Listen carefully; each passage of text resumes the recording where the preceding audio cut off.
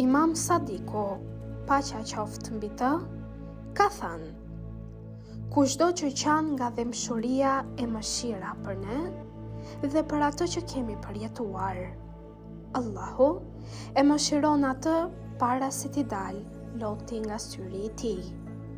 E kur lotët rrjedhin në faqen e tij, dhe nëse një pikë nga lotët e tij të bjerë në xhehenam, do ta shuhej nxehtësia e tij, saqë nuk do të gjendej më as pak zjarr.